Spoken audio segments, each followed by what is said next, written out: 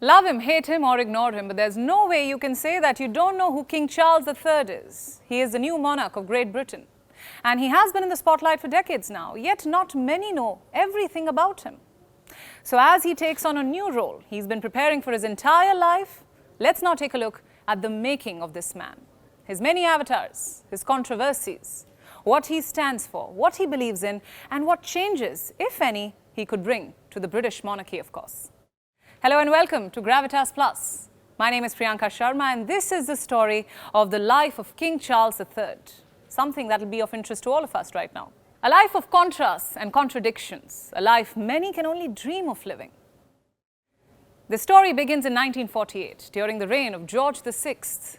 On November 14 that year, Princess Elizabeth and Prince Philip had their first child. They named him Charles, a name with a colourful and complicated royal history, fraught with beheadings, civil wars and illegitimate children.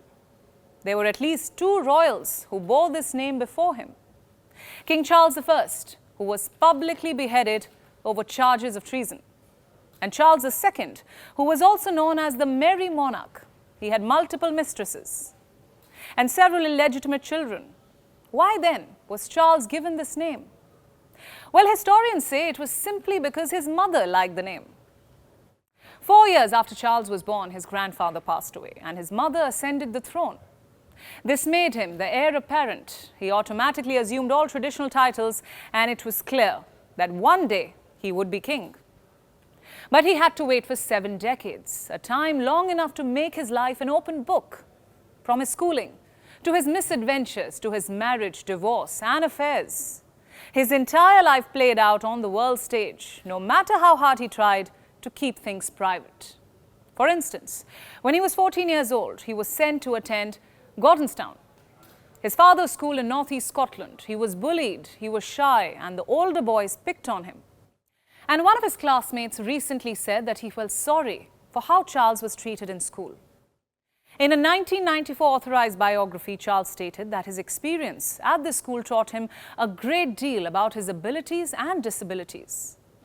And after school, Charles broke royal tradition. He went straight to university instead of joining the British Armed Forces.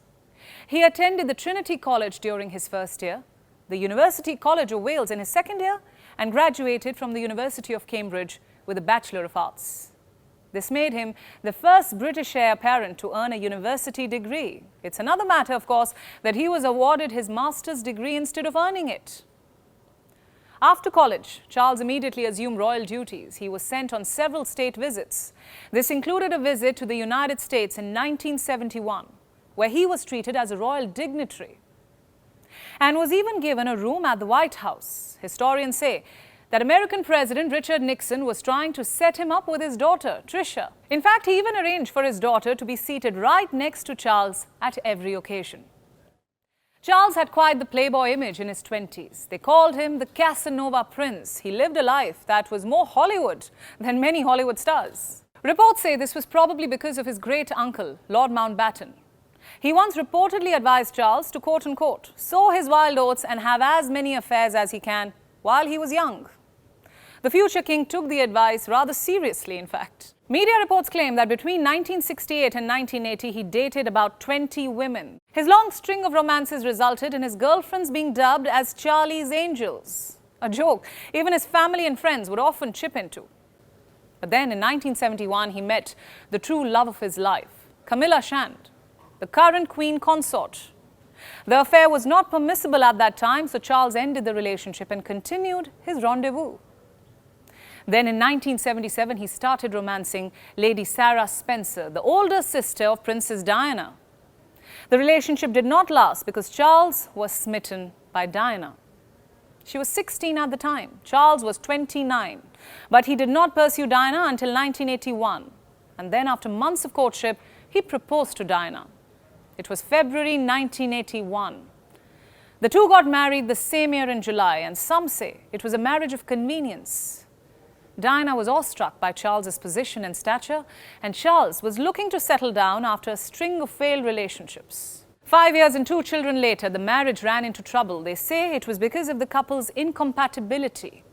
Diana was 13 years younger, but there was also infidelity. Charles's infidelity By 1986, he had resumed his affair with Camilla. She was married. In the years that followed, both Charles and Camilla ended their marriage. The two then exchanged vows in 2005. So this was his personal life. Most of it has been heavily reported by the British media. So now let me tell you some lesser-known facts about the king. Stories and habits which might give you an idea about how he'll be as king. Recently, he was spotted throwing a regal tantrum over a pen. The pen kept leaking, so the king got irritated and started swearing. Oh God, I hate this. Oh look, it's going everywhere. Hang on. So nobody got shot. Where is that? Oh look, it's everywhere. Can't bear this bloody thing. What they do is everyone's stinking. To many, this seemed arrogant. But to those who knew Charles said, this was Charles being Charles. The king is notorious for such tantrums and eccentricities. His staff call him the pampered prince. The king often asks his valets and butlers to iron his shoelaces. Another report suggests Charles asks his staff to squeeze out toothpaste and place it on his brush every morning. I'm serious. Some say he even carries his own toilet seat wherever he goes. And there's also velvet toilet paper that follows. I could go on.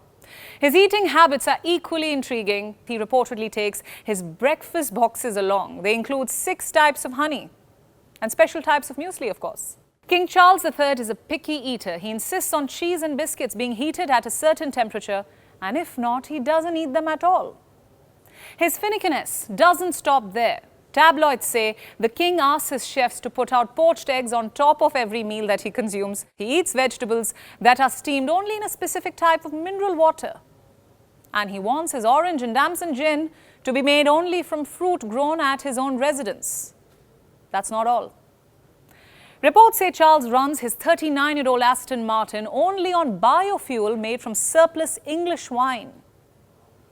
He also has his Jaguars, Audis and Range Rovers run on 100% biodiesel made from cooking oil. In fact, he loves nature so much that he often gives trees little handshakes or leaf shakes. Reports say he's an avid supporter of sustainable lifestyles. During the pandemic, Charles promoted plantation drives across the United Kingdom. The king's love for Ayurveda is no secret either. He believes in herbal treatment. His belief is so deep-rooted that he spent his 71st birthday with his wife at a holistic health centre in Bengaluru. Charles has helped set up an Ayurvedic Centre for Excellence at the Science Museum in London. This centre was launched by India's Prime Minister Narendra Modi in 2018. Now, these were just some stories about his life. There are many more, countless more, anecdotes, many more controversies and many more interests.